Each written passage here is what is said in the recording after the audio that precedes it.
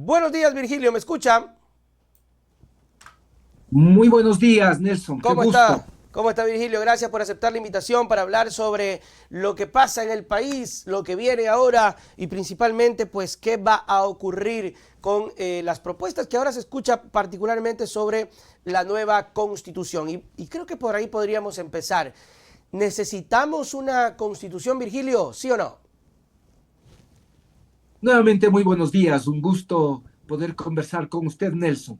Creo que aquí caben tres preguntas, Nelson. ¿Ya? Tres preguntas. La primera es, ¿cómo se convoca una constitución, a una constituyente? Ujú. ¿Está o no previsto eso? ¿Quiénes integran una constituyente? Y quizá la pregunta central es ¿para qué se requiere o no una constituyente? Claro. ¿Cuál es la razón, el objetivo de una constituyente? Entonces, vamos a la primera pregunta. Dale. ¿Cómo se convoca una asamblea constituyente?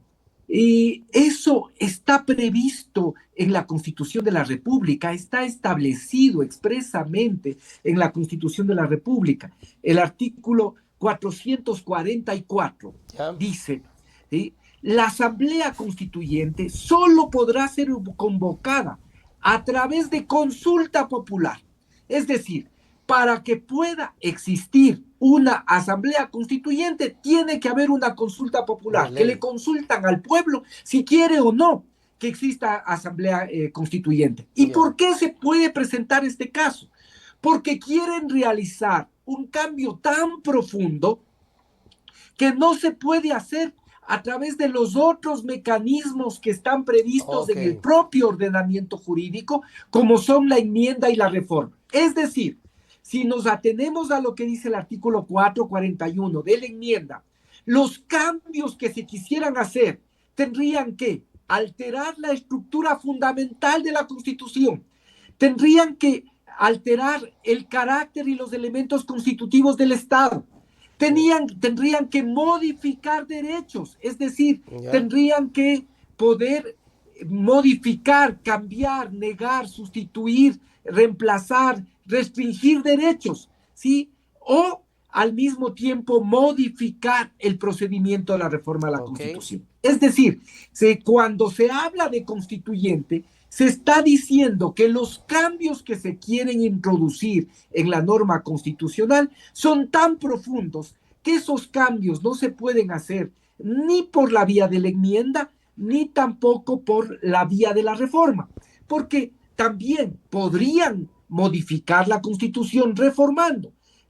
¿Cuáles son las condiciones para poder realizar una reforma? Una reforma no puede restringir derechos y garantías constitucionales Ya. ni modificar el procedimiento de reforma de la Constitución. Ya. Entonces, ¿de qué estamos hablando? Esto es importante. Cuando estamos hablando de una asamblea constituyente, estamos hablando de un cambio de tal magnitud Ujú. que incluso puede llegar a modificarse derechos. Puede modificarse derechos, puede modificarse la estructura de la Constitución, puede cambiarse el procedimiento a través del cual ahora se reforma la Constitución.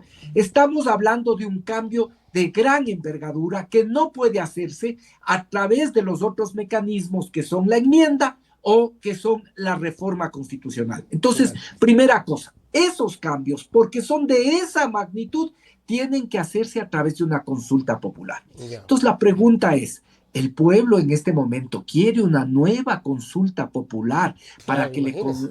para que le pregunten sobre una constituyente o quiere respuestas concretas frente a los problemas y a las principales necesidades? Virgilio, antes de avanzar, una cosita. ¿Qué tan malo puede estar dentro de la Constitución para que algunas personas hablen, aupen, empujen? Porque yo ya he escuchado gente que dice, no, presidente, yo voté por usted por una constituyente, así. Yo voté por una nueva constitución. ¿Qué tan mala es la que tenemos o qué tanto le impide a Novoa ejecutar? Por ejemplo, ayer veíamos la información cómo la Alcíbar cerró las puertas para los pacientes del IES porque no se paga una deuda que tiene el gobierno con este prestador externo. ¿Qué? ¿Eso le impide la Constitución? No, la Constitución más bien garantiza perfectamente el derecho a la salud.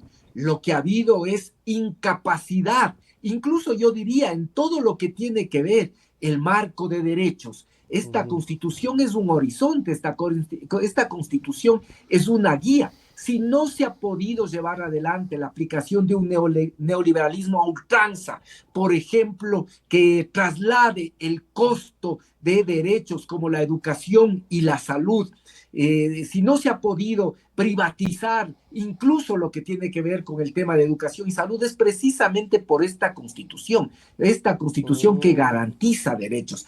Entonces, le digo, lo primero que hay que preguntarle a la ciudadanía es si efectivamente los cambios que requiere la Constitución son de tal magnitud que no se puede hacer a través de los otros caminos. Hay varios caminos para modificar la Constitución: la enmienda, la reforma y la Asamblea Constituyente, es cuando se quiere cambiar absolutamente todo o muchas cosas de la actual Constitución, más allá de que existen también ya sentencias de que tendría que haber unos límites, por lo menos en lo que tiene que ver con derechos humanos, que el Estado ecuatoriano ha reconocido a través de distintos tratados internacionales. Esos no podrían ser topados, ese sería un límite. Pero entonces, ese es un primer elemento. Segundo, mire, la consulta que se le hace al pueblo para poder decirle si quiere o no una constituyente, dice con claridad: podrá ser solicitada por el presidente de la República, ¿sí? Puede el presidente solicitar que se convoque una constituyente, puede hacerlo también la Asamblea con las 2/3 partes. En este momento estamos hablando de 101 votos, ¿sí? Con lo que va a tener, esa será con la nueva conformación de la Asamblea, 102 votos exactamente, o por el 12% de las personas inscritas en el registro electoral, por el 12% del padrón. Ellos podrían convocar a la constituyente, el presidente de manera directa, las 2/3 partes de la Asamblea o el 12% de los ciudadanos que estamos inscritos en el padrón. Y dice, esta consulta que se le hace debe incluir la forma de elección de los representantes y las reglas del proceso electoral. ¿Qué significa esto? Que por más allá que diga el ministro Lagasca, el presidente solo ha señalado de manera general el tema de la constituyente, pero por más allá que el presidente diga que quieren evitarse una elección, que quieren evitarse la elección de representantes, eso sería violar la Constitución. Pueden hacerlo, sí, como lo han hecho. Claro, como lo han hecho varias veces, violentando la Constitución podrían hacerlo. Pero esto de los notables, de personas designadas a dedo por el Ejecutivo, por el Legislativo, por las otras funciones del Estado o por gremios y corporaciones, sería absolutamente inconstitucional, porque el propio artículo 444 dice que esa consulta debe incluir cómo se van a elegir. No dice seleccionar, no dice nombrar, utiliza elección, cómo va a ser la elección de los representantes, ¿sí? Lo dice con claridad, y las reglas que va a tener el proceso electoral, lo dice claramente, de tal manera que esto de pensar que puede haber notables y que los notables pueden reemplazar a los representantes electos, no es posible desde el marco de la Constitución. El gobierno ha hecho muchas cosas al margen de la Constitución, con la complicidad incluso de la Corte Constitucional, de tal manera que si usted me pregunta, ¿pueden hacer? Yo le digo, quizá pueden hacer, porque ya han hecho, ya han existido violaciones, ¿sí? Pero el tema es, no podrían desde el marco constitucional, estarían violando la Constitución. Y quizá con eso llegamos a la pregunta más importante, ¿para qué?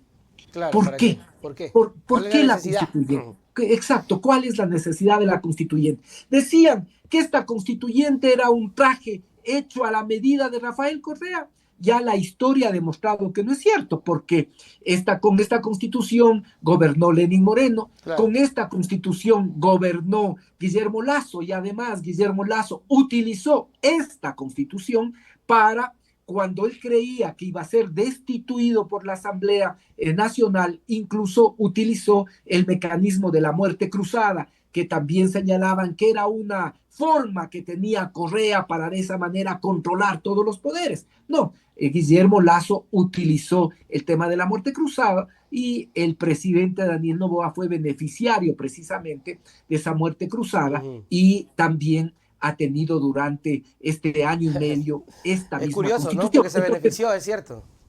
Entonces, esto es absolutamente falso, que es un traje a la medida. Es una constitución, yo diría moderna, es una constitución que garantiza derechos individuales y colectivos, y creo que por ahí está precisamente cuáles son los motivos fundamentales por los que se quiere un cambio constitucional. Yo me atrevo a plantear dos o tres temas.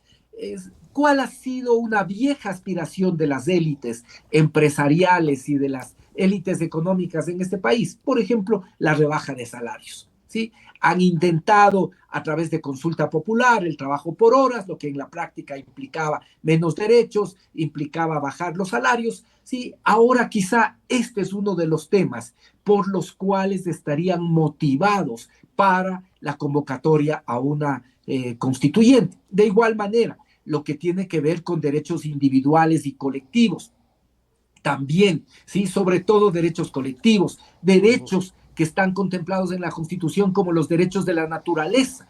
Cuando hay muchos intereses de empresas mineras, de empresas extractivas, las normas de la Constitución parecerían estorbarles a esas grandes empresas, a esas grandes corporaciones mineras, que incluso muchos han señalado tienen relación con la propia familia del presidente y estarían interesados en modificar esas normas constitucionales. Podría ser otro segundo gran objetivo de esta reforma. Sí, también la eliminación de algunos de los derechos colectivos de los pueblos indígenas también se ha planteado que podría ser otra de las motivaciones. Y luego creo yo también buscar eliminar algunas instituciones que veo yo que más bien le han sido muy útiles al propio régimen, ¿no? Por ejemplo, lo que tiene que ver con el Tribunal Contencioso Electoral, ¿no?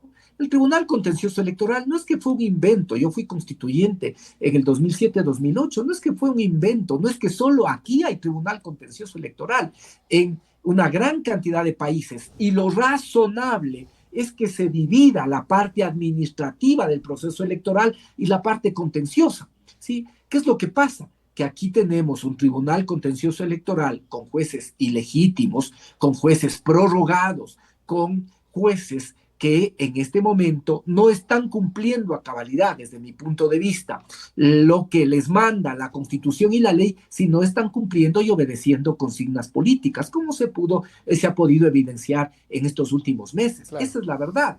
Va a resolver los problemas de eliminar el Tribunal Contencioso Electoral. ¿Cómo resolvía antes el Consejo Nacional Electoral cuando había problemas contenciosos? Porque los había también, ¿sí? También, ¿cómo los resolvía? ¿Sí? Con menos rigurosidad jurídica aún y a través simplemente de acuerdos, de pactos que se hacían entre quienes integraban el Consejo Nacional, el Tribunal Supremo Electoral llamado en ese momento. Entonces el problema no está en las instituciones, no está en el Tribunal Contencioso, no está en el Consejo de Participación, no está en el Consejo de la Judicatura. Volverle a dar a la Corte Nacional de Justicia en los papeles y los roles administrativos y disciplinarios sería un grave retroceso. En gran parte de los países de la región existen consejos de la judicatura o consejos de la magistratura, como se llama.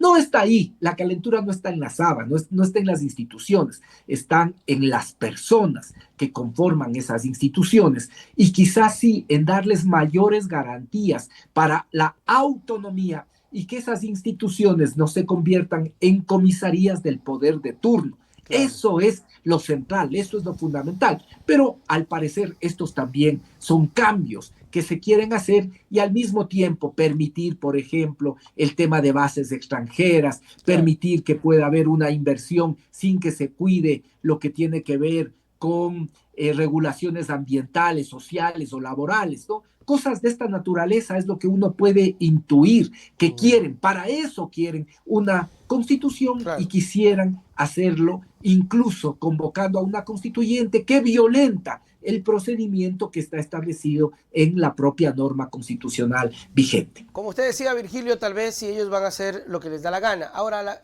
desde su experiencia, ¿se están demorando o todavía tienen ese chance? Porque hay una preocupación grande sobre el tema del deterioro de la imagen del presidente que empieza así, rápido, porque la gente quiere respuestas, quiere soluciones, ¿no? Más allá de las elecciones, quiere que ya el gobierno empiece a ver soluciones, a palpar. ¿Cree usted que ya se está demorando o tal vez no lo van a hacer o es un tema que simplemente se vuelve como un distractor para otras cosas? Mire, yo creo que el gobierno está cometiendo dos graves errores. Primero, le digo, no, el gobierno y el propio Consejo Nacional Electoral no han logrado resolver ni disipar todas las dudas que se han generado en torno al proceso electoral. Y segundo, el gobierno está precisamente empujando a que exista unidad de continuidad. No hay señales claras que puedan decir, a ver, aquí empieza un nuevo mandato y por lo tanto estos son los elementos que caracterizan el nuevo mandato. Claro, No, no hay nada. todo es una continuidad. Uh-huh. Sí, todo es una continuidad. Por lo tanto, no es que al gobierno se le va a juzgar por el mes o por los 30 días, los 60 días, los famosos 100 días que se ha generado en la cultura política ecuatoriana. No, porque el propio gobierno no ha dado señales claras de que empieza un nuevo régimen y que hay 2, 3, 4 proyectos bandera que son precisamente el indicio de que inicia un nuevo régimen, sino básicamente ha buscado presentar como una continuidad. Entonces, ¿qué es lo que va a pasar con la ciudadanía? Yo le diría, y he visto también algunos estudios, algunas encuestas al respecto, ¿sí? La gente entiende que problemas más complejos como las de la inseguridad no se van a resolver de la noche a la mañana. Claro. Quizá si es que mira que existe un real plan, no como el que hasta ahora nos han señalado, y la ciudadanía ve que empieza a haber una perspectiva, puede tener idea de que esto requiere más tiempo para poder resolver los problemas. Pero hay otros, en cambio, que el pueblo ecuatoriano no va a tener la misma paciencia ni va a esperar estos días, estas semanas, estos meses para poder ver qué hace el gobierno. ¿Por qué?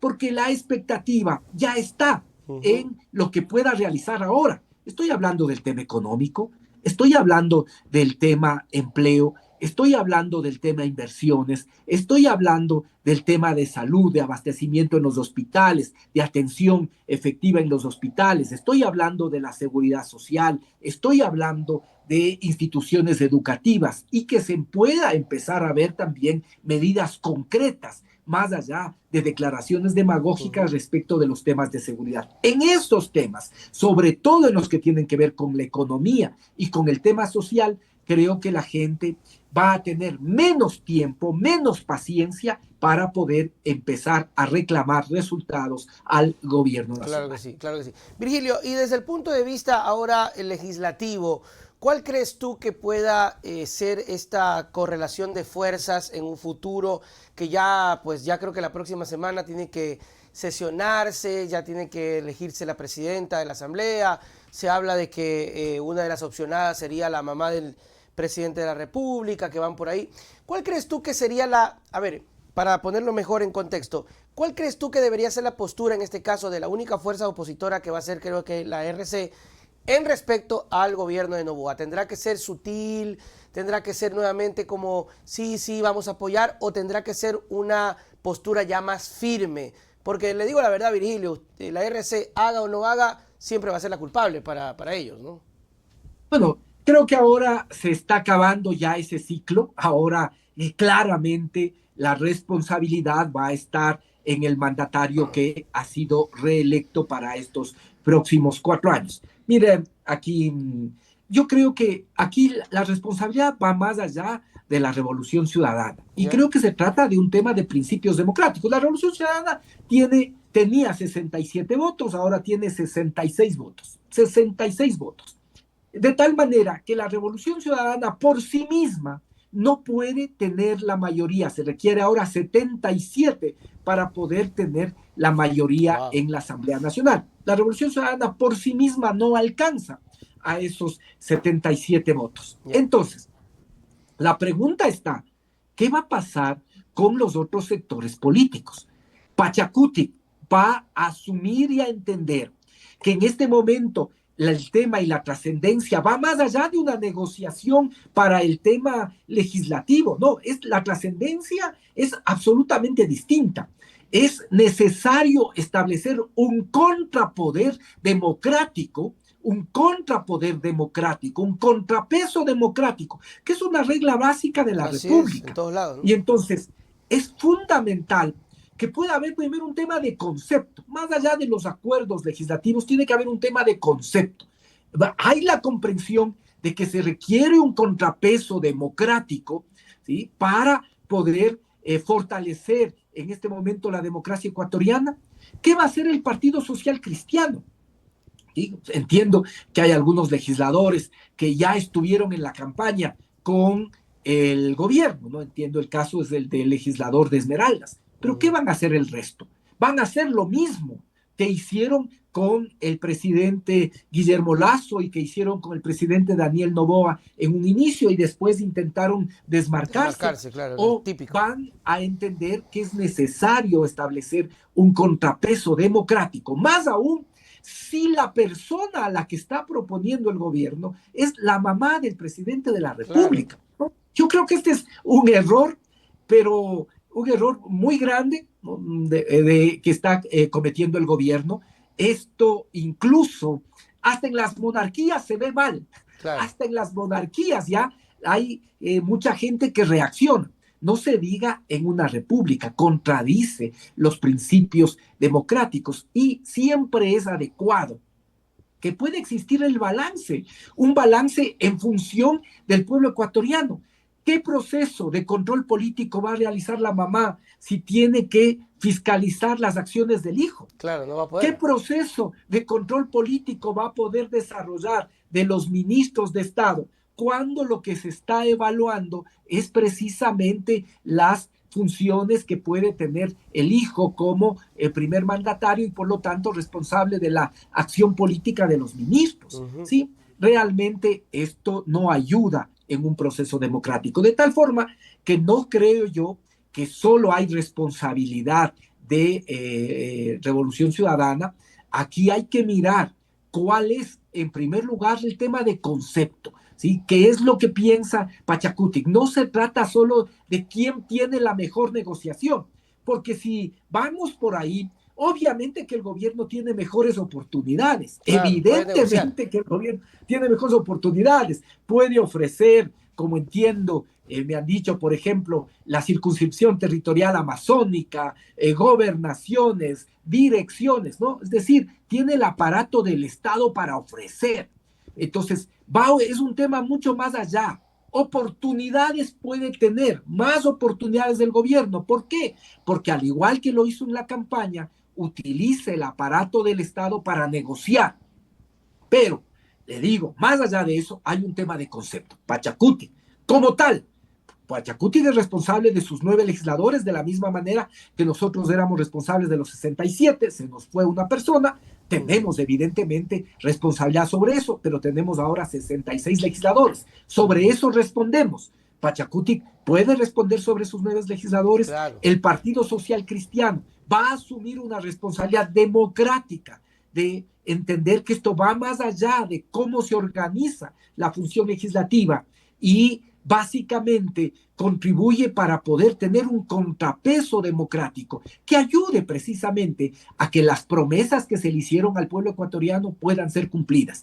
Entonces, es un tema que va más allá de acuerdos, es un tema de concepto, es un tema de principios republicanos, es un tema de garantizar la separación de poderes y de que existe una asamblea que cumpla con los roles que le da la Constitución, que es legislar sí, pero también fiscalizar. Y cuando se trata de legislar, la Revolución Ciudadana ha dado muestras de coherencia, que tiene una actitud firme cuando se trata de defender los intereses del país y de las mayorías, pero tampoco somos necios ni intransigentes, que si hay una cosa positiva para el país, nos oponemos. No, Claro. así no actuamos nosotros. Nosotros actuamos con responsabilidad con el país. Pero le vuelvo a decir, aquí no solo tiene responsabilidad la Revolución Ciudadana, tiene responsabilidad también el movimiento Pachacuti, tiene responsabilidad el Partido Social Cristiano, tienen responsabilidad otros legisladores independientes que puedan actuar con coherencia, con conciencia y sobre todo